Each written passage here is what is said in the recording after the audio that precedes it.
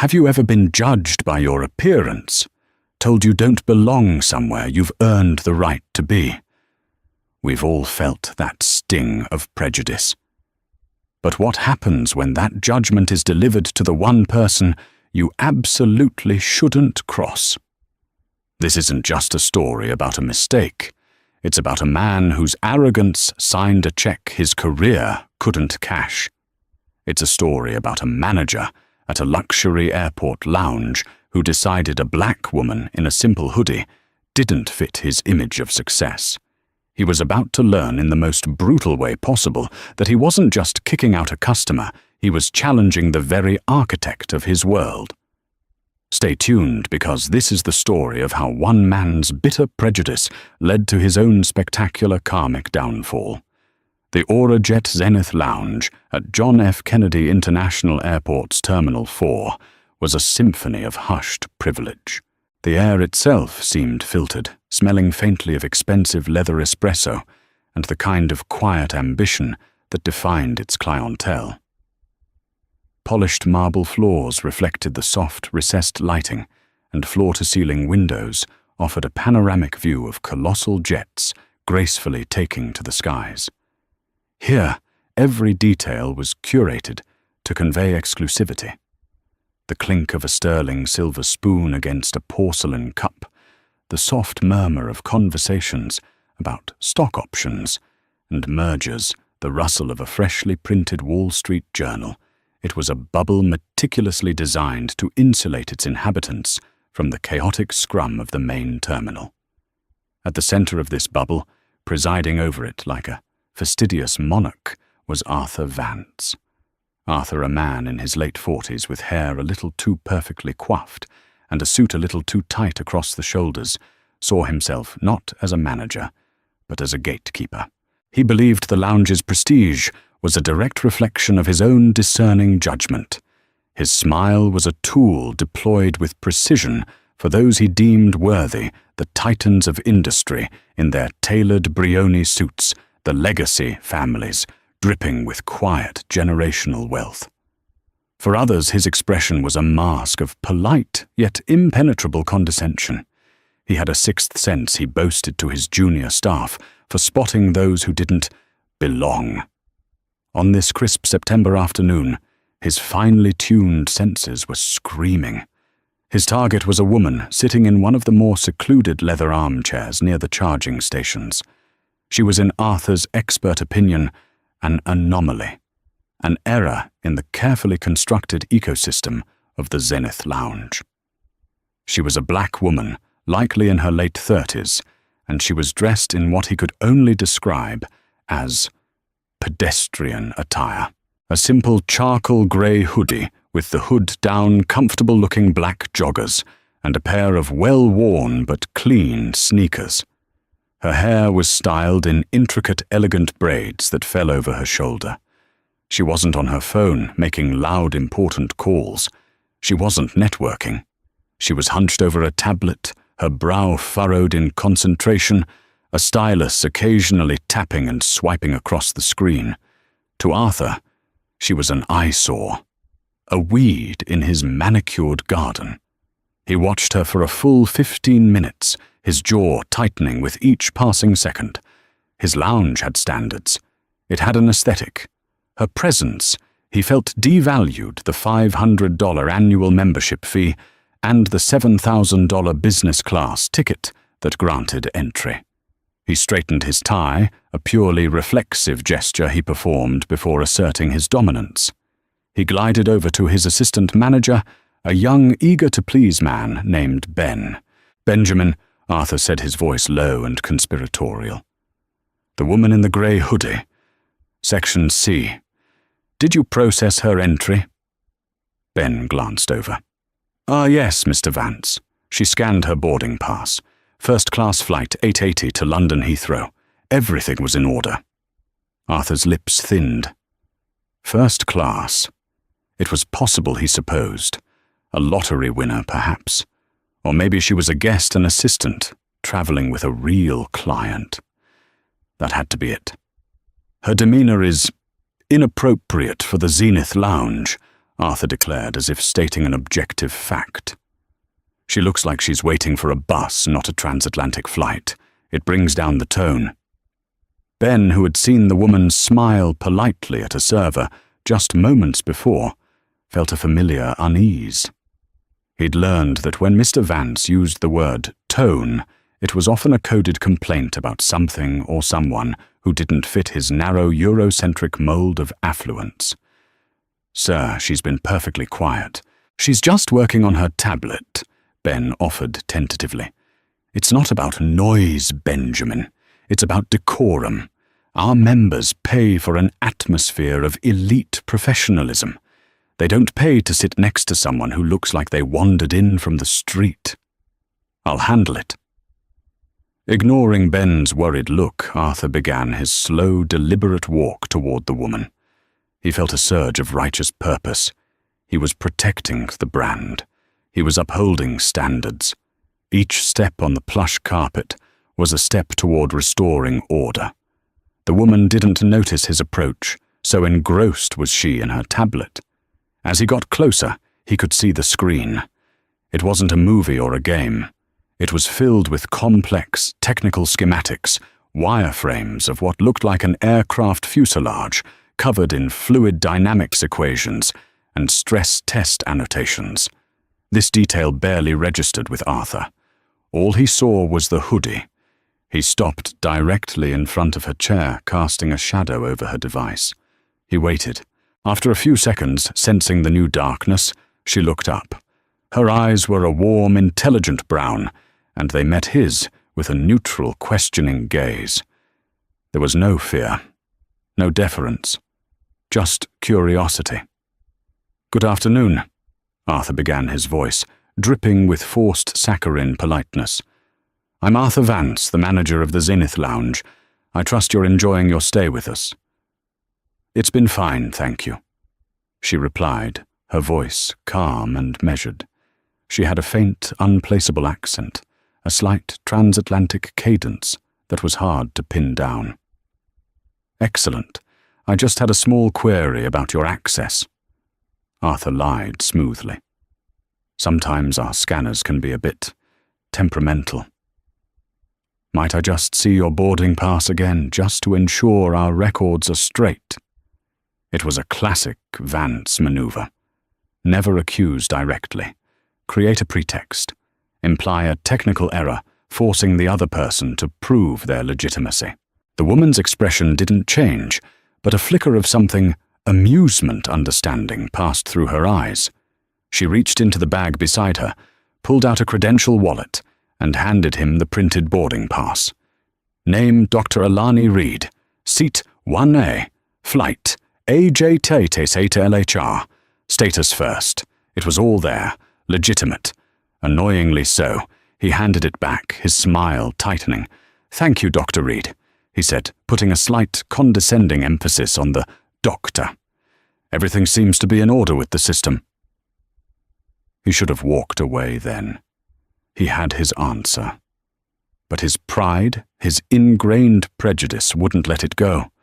Her composure, her lack of intimidation, irritated him. She wasn't acting like someone who was grateful to be there. She was acting like she belonged.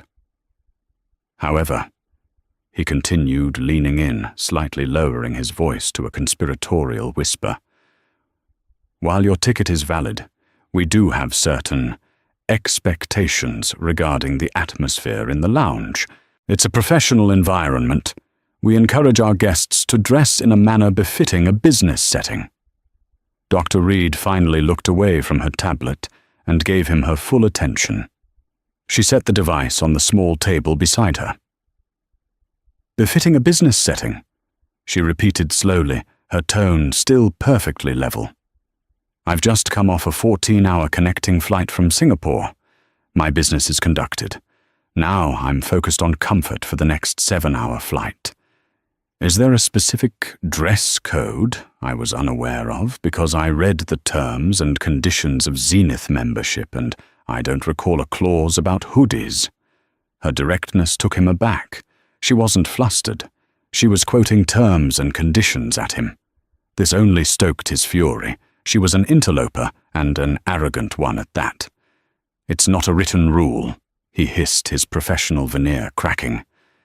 "It's an unspoken understanding among people of a certain caliber. It's about respect. Respect for the other patrons. Respect for the brand." "The brand," she said, a small, almost imperceptible smile touching her lips. "Tell me, Mr. Vance, what do you think the Aurajet brand is all about?" He was floored. She was questioning him. The guardian of the brand. The brand is about luxury exclusivity, unparalleled service. It's about providing a seamless, elevated experience for the global elite. "It is not," he said, his voice rising in volume, drawing the attention of a few nearby patrons, about being a common waiting room for people who can't be bothered to put on a proper pair of trousers. The dam of his professionalism broke. His prejudice, raw and ugly, flooded out. "Frankly, madam, I don't know how you managed to get a first-class ticket, but your presence here is disruptive. You are lowering the tone of the entire lounge. Several members have expressed their discomfort." It was a blatant lie. No one had said a word. The only person uncomfortable was him.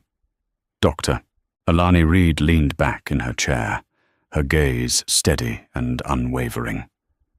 The amusement had vanished, replaced by a cool, analytical calm that was far more intimidating than anger. She looked at him, truly looked at him, as if he were a specimen under a microscope. "So to be clear," she said, her voice dangerously soft, "you are telling me that because of my choice of comfortable travel attire, I, a paying first-class passenger, am no longer welcome in this lounge. I am the manager." He puffed up his chest, swelling with self-importance. "And in my judgment, you are not a good fit for the environment we strive to maintain. So yes, I am asking you to leave." The words hung in the air, thick and rancid. "I am asking you to leave." The hushed symphony of the lounge faltered. A few conversations nearby sputtered into silence. Heads turned. A man in a pinstripe suit lowered his newspaper. A woman paused with a champagne flute halfway to her lips. They were witnessing a breach in the bubble's decorum, and it was being initiated by the staff, not a guest. This was unusual. Dr. Alani Reed remained perfectly still for a long moment, her eyes locked on Arthur Vance. She wasn't shocked or outraged.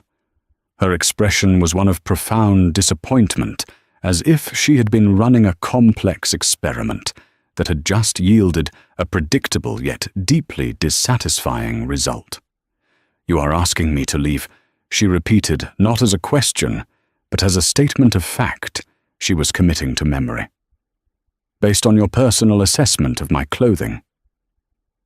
"Based on my professional duty to maintain the standards of this establishment," Arthur corrected her, his voice ringing with a tinny self-righteousness. He felt the eyes of the other patrons on him, and interpreted their curiosity as support. He was their champion, purging the sanctuary of an unworthy presence. "And these standards," she continued, her voice still unnervingly calm, "they're entirely subjective, aren't they, Mr. Vance, enforced at your discretion. If I were a 20-year-old tech billionaire in a similar hoodie, a Mark Zuckerberg type, would you be asking me to leave? Or would you be asking if you could get him a drink?" The question was a scalpel, and it sliced right to the heart of the matter. Arthur flushed a deep, blotchy red. "That is an entirely different situation, and frankly an insulting accusation." "Is it?" Alani asked, raising a single eyebrow. "Please enlighten me. What is the difference he was in over his head?" He had expected her to be embarrassed to scurry away with a mumbled apology. He had not expected this cool, methodical dissection of his motives. He needed to reassert control, and the only way he knew how was through brute escalation.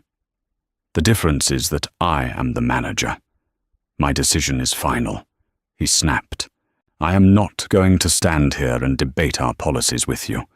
You have two options. You can leave quietly and with a modicum of dignity, or I can have airport security escort you out. The choice is yours." He had invoked the nuclear option security. It was a threat meant to humiliate, to crush any further resistance. He saw a flicker of something in her eyes and mistook it for fear. It was, in fact, pity.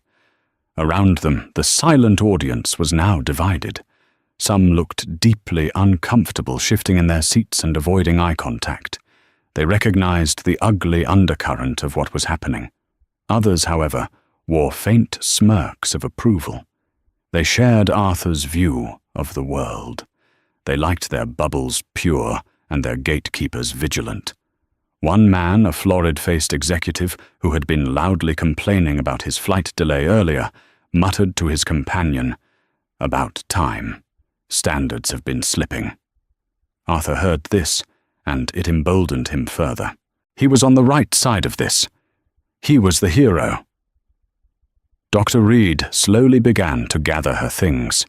She unplugged her tablet, carefully wrapped the cord, and slipped it into its sleeve. She placed it in her leather backpack, a bag that was clearly high quality, but understated, devoid of designer logos. Each movement was deliberate, unhurried. She was not acting like someone being shamefully ejected. She was acting like someone concluding a meeting. She stood up, and for the first time, Arthur realized she was taller than he'd thought, with a posture that radiated a quiet, unshakable confidence. She looked him directly in the eye. "You're making a mistake, Mr. Vance," she said. "It wasn't a threat. It was a statement of diagnosis." "A very, very significant mistake." "The only mistake was the scanner letting you in," he retorted, his voice dripping with venom. "Now are you walking, or am I making the call?" Alani gave a small, almost imperceptible nod, as if confirming her final data point. "You won't need to. I'll see myself out." She turned and began to walk towards the elegant frosted glass doors of the lounge exit. Her head was held high. Her steps were even. She did not look back. Arthur watched her go, a triumphant sneer on his face. He felt a wave of profound satisfaction wash over him. He had faced a challenge to his authority, and had won. He had excised the blight. He had restored the tone. He turned to the lounge, puffing out his chest, and giving a slight magnanimous nod to the room at large, as if to say, "You're welcome. The sanctuary is safe once more." The florid-faced man gave him a subtle thumbs up. Ben, the assistant manager, approached him from behind the reception desk, his face pale. "Sir, are you sure that was a good idea?" "Her ticket was valid. She's a first-class passenger. This is going to generate a complaint, a serious one." "Let her complain," Arthur scoffed, waving a dismissive hand. "It will be my word against hers. Who do you think corporate is going to believe a loyal senior manager who has dedicated 15 years to this company, or some random woman who thinks a first-class ticket gives her the right to dress like a vagrant? I'll be commended for this, Benjamin. Commended for protecting the brand's image." He truly believed it. In his mind, he had just performed a heroic act of corporate stewardship. He straightened his cuffs, feeling more powerful and secure in his position than ever before. He had no idea that he hadn't just kicked a customer out of a lounge. He had just detonated a bomb in the foundation of his own career, and the shockwave was already racing upwards. "Doctor." Alani Reed walked out of the Zenith Lounge, the frosted glass doors sliding shut behind her, with a soft pneumatic hiss sealing Arthur Vance inside his fragile kingdom. She didn't pause. She didn't look back. The stares and whispers of the people inside, the smug victory on Arthur's face. It was all just data. Unfortunate, but useful. She walked a short distance down the concourse, away from the lounge's entrance. and found a quiet alcove near a deserted gate. The chaotic noise of the main terminal, the rolling suitcases, the garbled announcements, the crying babies washed over her, a stark contrast to the curated silence she had just been expelled from. For a moment, she closed her eyes, not in anger, but in a sort of weary resignation. She had hoped for better.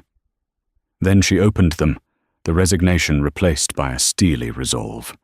She pulled out her personal phone, a sleek, unassuming device, and scrolled through her contacts. She bypassed her personal assistant, her legal team, and the head of her security detail. She went straight to the top. She found the name she was looking for and pressed the call button. The phone rang twice before it was answered. "Marcus, it's Airline." On the other end of the line, in a sprawling corner office overlooking the Chicago skyline, Marcus Thorne, the CEO of Aurajet, nearly dropped his pen. A call from Dr. Airline Reed on her personal cell was an event. It never meant good news. Dr. Reed wasn't just a shareholder, she was the shareholder. She was the founder and majority owner of Stellara Global Aviation, the massive parent corporation that owned Aurajet, a fleet of cargo carriers, and a cutting-edge aerospace engineering firm. Airline Reed was an aerospace engineer by trade, a certified genius who had designed the revolutionary composite materials that made Aurajet's new fleet 20% more fuel efficient than any of its competitors. She had built her empire not through inheritance, but through sheer unadulterated brilliance and relentless hard work. She was notoriously private, eschewing the limelight of most billionaires, preferring the clean, logical world of blueprints and wind tunnels to boardrooms and press conferences. But when she spoke, the entire multi-billion-dollar enterprise listened. "Airline, to what do I owe the pleasure?" Marcus said, his voice instantly shifting from relaxed to ramrod-straight attention. He motioned for his executive assistant to hold all his calls. "I thought you were en route to the London conference." "I am," she replied, her voice calm, yet carrying a weight that made the hairs on Marcus's arm stand up. "Or at least I'm trying to be. I'm currently at JFK Terminal 4. In the Zenith Lounge, I hope did the staff greet you properly. I sent a memo about your travel schedule," he said, already starting to sweat. There was a pause on the line. It lasted only 3 seconds, but to Marcus, it felt like an eternity. "That's actually why I'm calling Marcus," she said, her tone devoid of emotion, which was somehow more terrifying than if she had been screaming. "I was in the Zenith Lounge, was being the operative word. I've just been removed." Marcus Thorne felt the blood drain from his face. He gripped the edge of his mahogany desk, his knuckles turning white. I'm sorry, I must have misheard you.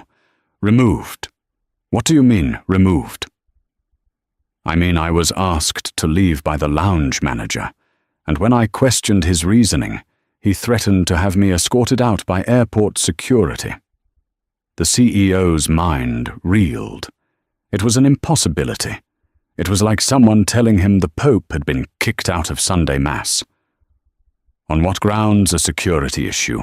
A mix-up with your ticket?" He was grasping for any logical, salvageable explanation. "No," Airline said flatly. "My ticket was scanned and verified. The grounds, according to the manager, a Mr. Arthur Vance, were, and I quote, that I was lowering the tone of the lounge. He took issue with my attire." "Your attire?" Marcus squeaked, his voice cracking. "I'm wearing a hoodie and joggers, Marcus. I've been traveling for the better part of a day. Mr. Vance believes my comfortable clothing is not a good fit for the Aurajet brand." Marcus went completely numb. He could hear the blood pounding in his ears. Arthur Vance. He knew the name. A long-tenured manager, considered a reliable if pompous employee. In one breathtakingly stupid act, This man had insulted the single most powerful person in their company's universe. The woman who could fire the entire board of directors with a single email. The woman who literally owned the planes they were flying. Alani, I am beyond horrified. I don't have words. This is an unacceptable, catastrophic failure on our part. I will deal with this immediately. I will get on a plane to New York right now. I will have him fired before he can blink. I will— No. She cut him off, her voice firm, commanding. It was the voice she used when a design flaw was discovered in a turbine blade, absolute, analytical, and leaving no room for argument. You will do none of those things. Firing him is a reaction, Marcus, not a solution. This isn't about one arrogant employee. This is about the culture that allows an employee like him to feel so empowered in his prejudice. This is a symptom of a much larger disease. She continued, I don't want a knee-jerk apology. I want a diagnosis. I want to know how deep this goes. I want you to call your general manager of operations at JFK. Her name is Evelyn Hayes, if I remember correctly. I want her to go down to that lounge. I don't want her to announce who I am. I just want her to ask Mr. Vance to explain, in his own words, why he just ejected a first-class passenger. I want his unvarnished official justification. I want it on the record. Do you understand? Marcus was furiously scribbling notes. Yes. Evelyn Hayes. Ask Vance for his official justification. Understood. Alani, what do you want to do now? We can arrange the presidential suite for you, a private escort. No, she said again. I'm going to board my flight as a regular passenger. This little incident has given me a new perspective. I'm no longer going to the London conference as a keynote speaker. I'm going as an owner who has just been reminded of what her customers might be experiencing. I'm going to be doing a full top-to-bottom review of AuraJet's customer service protocols, training, and corporate culture. This isn't just about Mr. Vance anymore. This is about my entire company. She paused. Get the report from Ms. Hayes. Send it to me along with Mr. Vance's complete employment file. I'll read it on the flight to London. We will discuss our next steps when I land. And Marcus, yes, Alani, he whispered, his career flashing before his eyes. Tell your team to prepare for a storm. The line went dead. Marcus Thorne stared at his phone, his hand trembling. The silence in his opulent office was deafening. Arthur Vance hadn't just made a mistake. He had, through his own blind bigotry, invited a hurricane into their house. And Dr. Alani Reed, the woman he had just thrown out into the terminal, was that hurricane, while the CEO of AuraJet was experiencing a near-total system meltdown in Chicago. Arthur Vance was basking in the warm glow of his perceived triumph. He had faced down the unworthy and emerged victorious. The lounge in his mind had been cleansed. The tone had been restored. He performed a victory lap, gliding through the sections with a paternalistic smile, offering complimentary champagne refills to the patrons he deemed most important. He received several nods of approval, which he soaked up like a dry sponge. Good work, Arthur, commented the florid-faced executive, Mr. Harrington. Can't have standards slipping. The moment you let one in, the floodgates open. My thoughts exactly, Robert, Arthur replied, feeling a kinship with the powerful man. One must be vigilant. The brand is paramount. He returned to the reception desk where his assistant manager, Ben, was still trying to process the event. Ben was staring at the passenger manifest on his screen, specifically at the name Dr. Alani Reed. A nagging feeling of dread was crawling up his spine. The doctor prefix, combined with her quiet, analytical confidence and her tablet full of technical drawings, didn't add up to the picture of a freeloader Arthur had painted. Sir, Ben began, his voice hesitant. I really think you should have logged this incident with HR immediately. Documenting your side of it before she files her complaint might be—" "Nonsense, Benjamin," Arthur interrupted with a condescending chuckle. "It's already documented." He tapped a temple. "Up here. I am the senior manager. My report will be the definitive account, and my account is simple. A passenger was causing a disruption and refused to comply with lounge etiquette. End of story. Stop worrying. Go and make sure the canapes are being replenished." Defeated, Ben retreated to the service area, but the sense of impending doom lingered. Meanwhile, 40 floors above the chaos of Queens, Evelyn Hayes Aurajet's general manager of JFK operations was staring at her phone. Her direct line from the CEO's office had just lit up, and Marcus Thorne's voice on the other end had been tight with a level of panic she had never heard before. His instructions had been bizarrely specific and alarmingly urgent.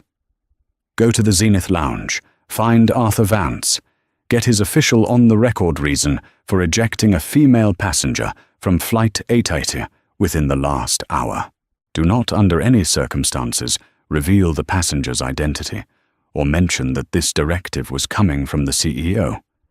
She was to act as if it were a routine managerial inquiry.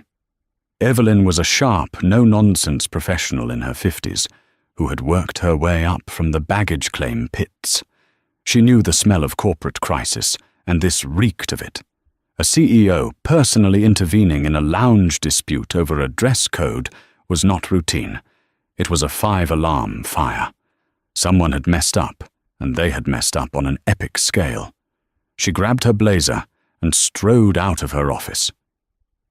"Cancel my next 2 meetings," she told her assistant. "Something's on fire at the T4 lounge." As she took the express elevator down, her mind raced. Who could this passenger be? A politician's wife, a major journalist, a celebrity who valued their privacy. The level of panic from Marcus Thorne suggested someone with immense influence. Her stomach tightened. She knew Arthur Vance well. He was competent at logistics, but was also a notorious snob, a man who judged people by their watch and their shoes. She had a sinking feeling she knew exactly what kind of disruption this was about. When she arrived at the Zenith Lounge, she was greeted by Ben, whose anxious face confirmed her suspicions. "Ms. Hayes," he said, his voice a little shaky. "This is an unexpected visit." "Ben, where is Mr. Vance?" she asked, her tone clipped and all business. "In his office, ma'am. Get him." A moment later, Arthur emerged, a look of mild irritation on his face at being summoned by a subordinate. When he saw Evelyn, his expression shifted to one of professional courtesy, though he was clearly puzzled by her presence. "Evelyn, what brings you down from the ivory tower?" he asked with a slick smile. "Come to inspect the new caviar selection." "Not today, Arthur," she said, cutting through his schmoozing. "My office." "Now." His smile faltered. Her tone was icy. He followed her into his small glass-walled office, the smugness beginning to evaporate, replaced by a flicker of uncertainty. Evelyn closed the door and stood with her arms crossed, her face unreadable. "Arthur, I've received a flag about an incident here in the last hour, an ejection of a passenger, a woman on the London flight. Talk me through it."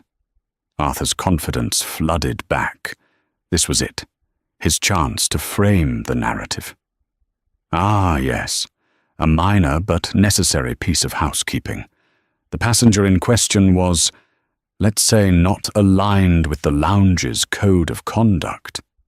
"There is no code of conduct regarding dress, Arthur. I've read the manual," Evelyn stated flatly. "It was a matter of decorum," he insisted, straightening up. Her attire was frankly inappropriate, more suited for a gym than an international first-class lounge. She was becoming confrontational when I addressed it. I made a judgment call to protect the experience for our premier clients, several of whom, I might add, thanked me for my decisive action. Evelyn's expression remained unchanged, so the official reason for her removal was a dress code violation and confrontational behavior. Is that what I should put in my report? Absolutely, Arthur said with conviction. She was belligerent, accused me of all sorts of nonsense when I politely requested she adhere to our standards. I was left with no choice but to ask her to leave before the situation escalated further. I acted professionally and in the best interest of Aurajet. He was doing it. He was digging his own grave with the shovel she had handed him, and he was doing it with a smile. He was confirming every worst-case scenario that had been playing out in her head. "And you have witnesses to this belligerence?" Evelyn asked, her voice dangerously quiet. "The entire lounge," he declared, gesturing grandly towards the main room. "And my assistant manager Benjamin can attest to the entire exchange." Evelyn stared at him for a long, silent moment. She had given him every opportunity to backtrack, to show a sliver of doubt, to perhaps admit he might have been hasty. Instead, he had doubled down, embellishing his story with lies about belligerence and a phantom chorus of supportive members. "Okay, Arthur," she said softly, her voice carrying a note of finality that he completely missed. "Thank you for the clarification. That's all I need for now." She turned and left the office. Arthur leaned back in his chair, feeling vindicated. He had given his report to senior management, and it had been accepted without question. He had been professional, firm, and decisive. He was the model manager. He pictured the commendation that would surely find its way into his file. He was so caught up in his self-congratulation that he didn't notice the look of sheer terror on Ben's face as Evelyn Hayes walked past the reception desk, her face grim as stone, already dialing the CEO's number on her phone. The call to Marcus Thorne was brief. Evelyn Hayes relayed Arthur's official statement, using his exact words: inappropriate attire, confrontational, belligerent, protecting the experience. She could hear Marcus's sharp intake of breath over the phone, followed by a heavy, defeated sigh. "He lied," Marcus said, his voice hollow. "He lied to a corporate officer during an official inquiry." "He's confident, Marcus. He thinks he's getting a medal," Evelyn replied grimly. "All right, Evelyn. The kid gloves are off," the CEO commanded. His voice had changed. The panic was gone, replaced by the cold fury of a man whose billion-dollar company had just been jeopardized by the petty prejudices of a middle manager. "Dr. Reed's flight has just pushed back from the gate. She's in the air and unreachable for the next 7 hours. That gives us a window. I want him suspended effective immediately. I want his access cards, keys, and company devices confiscated. I want him off the premises within the hour. No scene. Just a quiet surgical removal. I am authorizing a full, formal investigation into his conduct, and I want you to lead it." "Understood," Evelyn said. "And Evelyn," Marcus added, his voice dropping to a near whisper, "when you suspend him, I want you to tell him exactly why. I want him to know the name of the woman he kicked out. I want him to sit with that knowledge on his long, lonely ride home." "With pleasure," she replied, and ended the call. Evelyn took a deep breath, steeling herself. This was the part of the job she hated, but it was necessary. An infection had been exposed, and it needed to be cauterized. She walked back towards the reception desk. "Ben," she said, her voice firm but not unkind. "I need you to call airport security and have 2 officers meet me at the lounge entrance in 10 minutes. Tell them it's for a non-violent employee escort." Ben's face went ashen. "Yes, ma'am," he stammered, his fingers fumbling as he picked up the phone. He knew what was coming. Evelyn walked back to Arthur's office and entered without knocking. He looked up from his computer, a flicker of annoyance in his eyes. "Evelyn back so soon," he said, with a strained joviality. "Forget to ask about the vintage of the Bordeaux." "Close the door, Arthur," she commanded. The last of his bravado evaporated. He slowly got up and shut the glass door, the quiet click echoing in the suddenly tense room. "I have just gotten off the phone with the CEO, Marcus Thorne." Evelyn began watching his face carefully. Arthur's eyes widened slightly. "The CEO about my little incident. I told you it was nothing to worry about. I assume he's pleased with my proactive management style." Evelyn allowed herself a small, mirthless smile. "Let me be very clear, Arthur. Marcus Thorne is not pleased. In my 10 years as general manager here, I have never ever heard him this angry.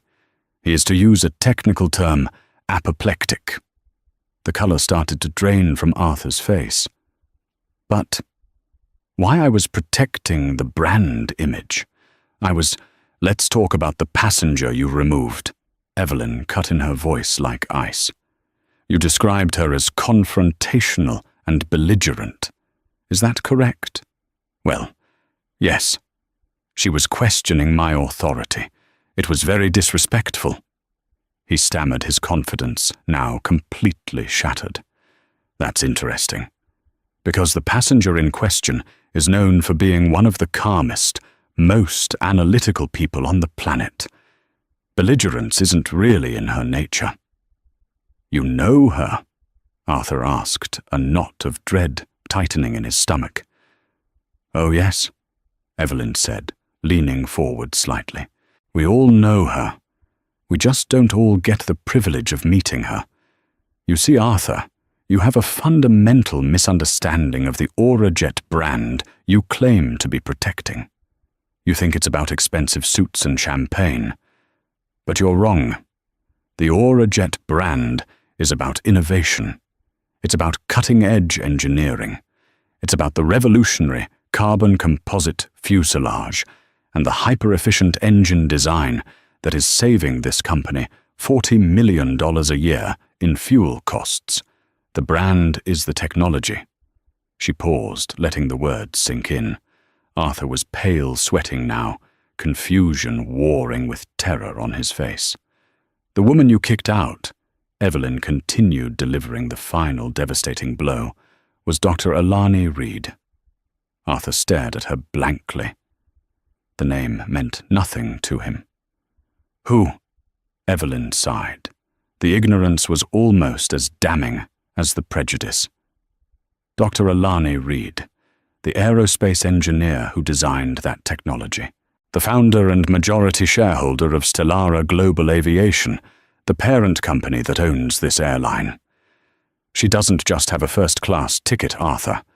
She owns the plane it's printed on. She owns the lounge you're standing in. She owns the desk you're clutching. She owns your job. Or at least, she did." The world seemed to tilt under Arthur Vance's feet.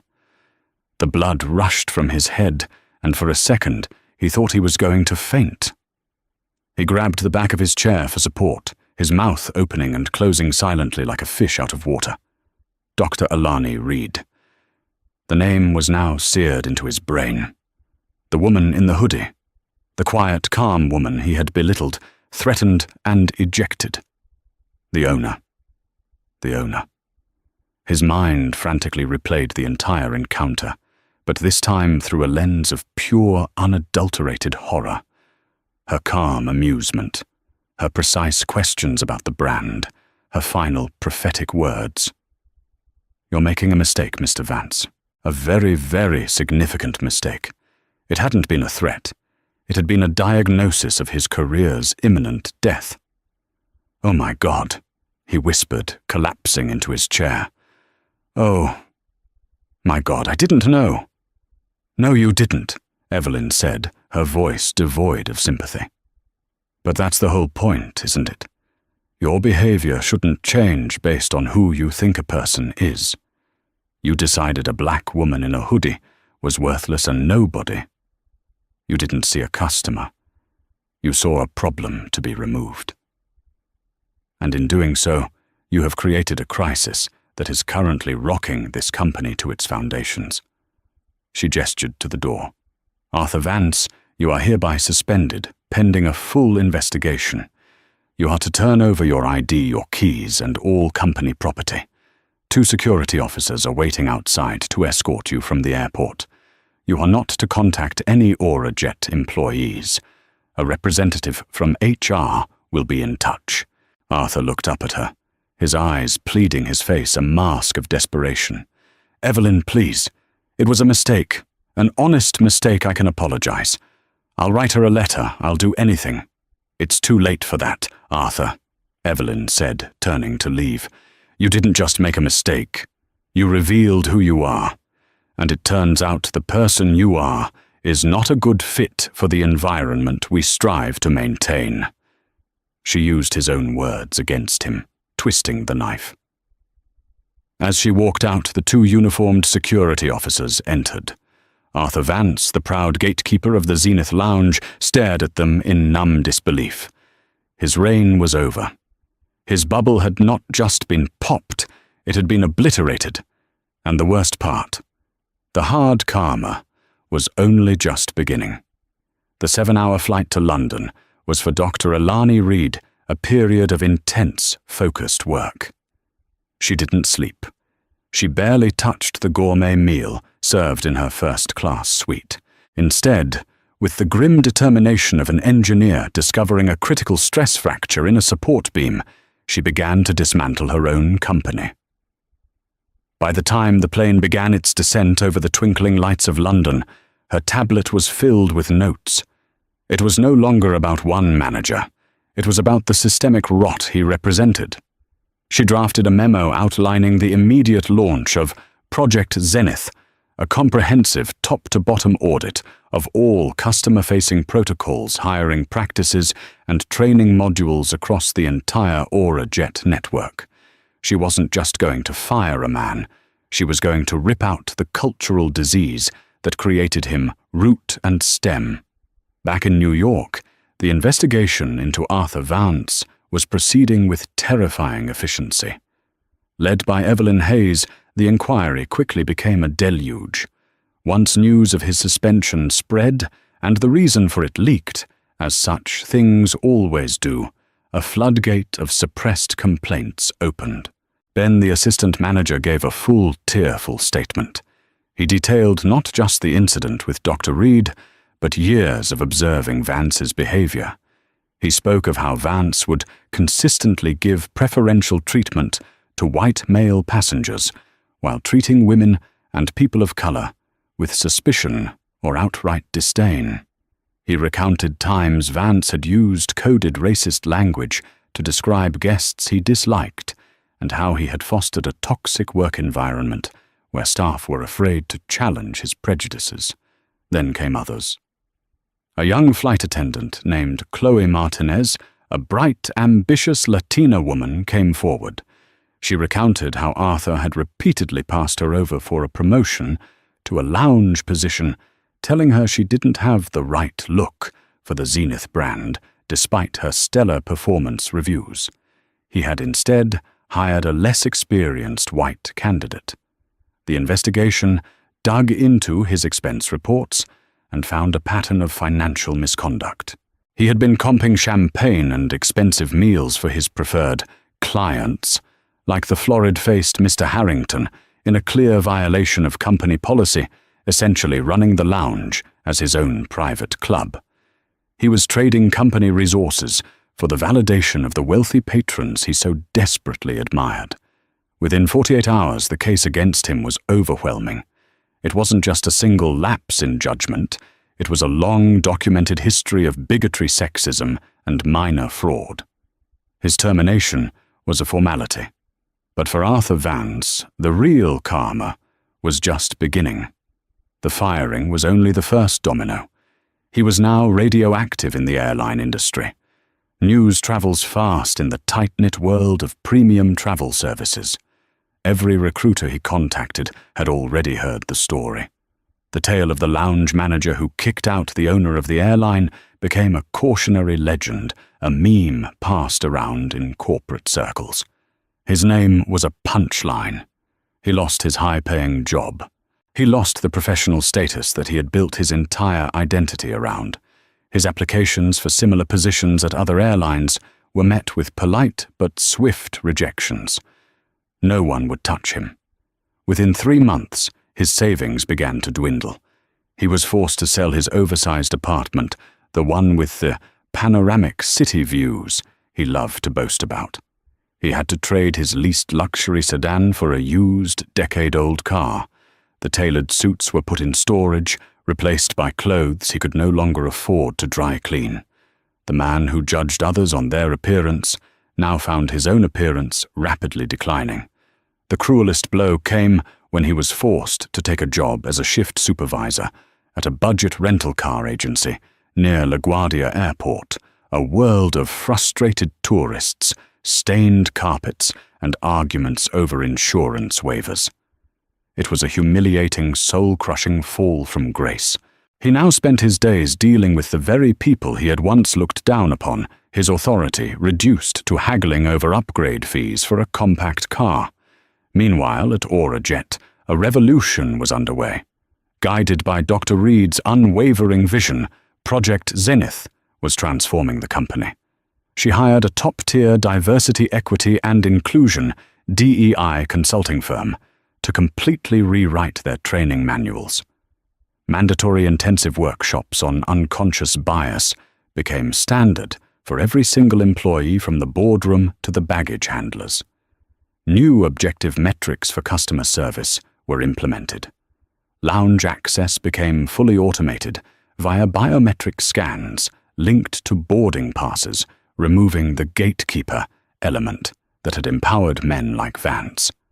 Performance reviews were restructured to include specific feedback on inclusivity and equitable treatment of all passengers. Dr. Reed took a personal interest in the people Arthur Vance had marginalized. She reviewed Chloe Martinez's file, saw her outstanding record, and personally promoted her to the now vacant position of manager of the JFK Zenith Lounge.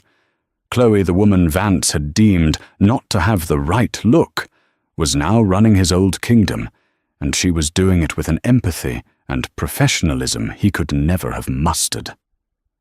Ben was made her assistant manager, his integrity rewarded with a significant pay raise and new responsibilities. The culture of the lounge began to change.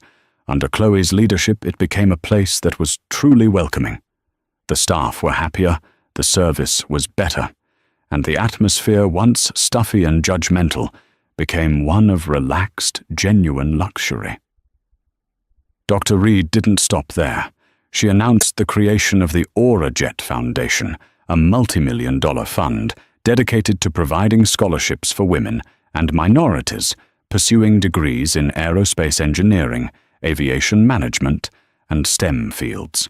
The first scholarship was named the Evelyn Hayes Leadership Grant. The press release, which went viral, told a sanitized but clear story.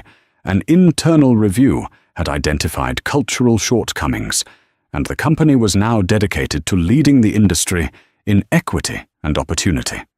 The story of the arrogant manager and the incognito owner became an industry legend, but Dr. Reed made sure the public narrative was not about her personal revenge. It was about corporate responsibility and positive change. Aurajet's brand, once tarnished by the incident, emerged stronger than ever, a company that wasn't afraid to admit its flaws and work tirelessly to fix them. 6 months later, Dr. Alani Reed was passing through JFK once more. This time, her travel was public knowledge, and the company was prepared, but she waved off the offer of a private escort, choosing to walk through the terminal like any other passenger. She entered the Zenith Lounge. It was the same physical space, but the feeling was entirely different. There was a quiet, contented buzz. The staff smiled with genuine warmth. The diversity of the clientele was visibly broader. It was no longer a stuffy old boys' club. Chloe Martinez, the new manager, greeted her at the door. She was poised and professional, wearing her new role with an easy confidence. "Welcome back, Dr. Reed." Chloe said, her smile bright and sincere. "We're honored to have you." "The honor is all mine, Chloe," Alani replied, shaking her hand warmly. "You've done wonderful work here. I can feel the difference." "We're just trying to live up to the new standards," Chloe said. "The brand is in good hands." They both understood the weight of that word. Alani settled into the same armchair she had occupied 6 months prior. She ordered a simple coffee and opened her tablet, which now displayed the design for a new hydrogen-powered engine. She was building the future as always. Later that evening, across town, in a fluorescent-lit office, smelling of stale coffee and disinfectant, Arthur Vance was closing out his shift. His back ached, and his spirit was numb. As he was locking up a television in the dreary waiting area, was playing a business news channel. A segment came on about Aurajet. The anchor was praising the airline's remarkable turnaround, its soaring stock price, and its new reputation as the most forward-thinking, inclusive airline in the world. They showed a clip of the new ad campaign featuring diverse pilots, engineers, and flight attendants. The tagline appeared on screen, "Aurajet the sky is for everyone." The segment concluded with a picture of Dr. Alani Reid accepting an Innovator of the Year award. She was on stage wearing an elegant dress, but the news channel flashed a now famous photo, beside it a paparazzi shot of her walking through an airport in a simple charcoal grey hoodie. Arthur stared at the screen, the keys dangling from his hand. He saw the world he had lost, thriving not just without him, but because he was gone. His prejudice, his arrogance, had been the toxic catalyst for a positive chemical reaction that had transformed an entire company. The brand he claimed to protect had been saved by the very woman he had tried to expel from it. He finally understood. The real tone of the lounge, the real standard of the brand, had never been about the clothes people wore. It was about the character of the people within them. It was a lesson he had learned far, far too late. He turned off the television, the screen going dark, and walked out into the lonely chill of the night, a man irrevocably grounded by his own ignorance. And that's the story of Arthur Vance and Dr. Alani Reid. It serves as a powerful real-life reminder that you can never judge a person's worth by their cover. A person's true value, their power and their story, are written on the inside, not on the label of their clothes. Arthur Vance learned the hard way that when you build your world on a foundation of prejudice and ego, it only takes one person to expose the cracks and bring the whole thing crashing down. Dr. Reid didn't just get revenge. She used a moment of ugly discrimination as the fuel to rebuild her company into something stronger, better, and more inclusive for everyone. If you believe karma is real and that respect is a currency we should all trade in, then please hit that like button. Share this story with someone who needs to hear it, and don't forget to subscribe to our channel for more true stories of epic consequences and karmic justice. What did you think of Arthur's downfall? Let me know in the comments below.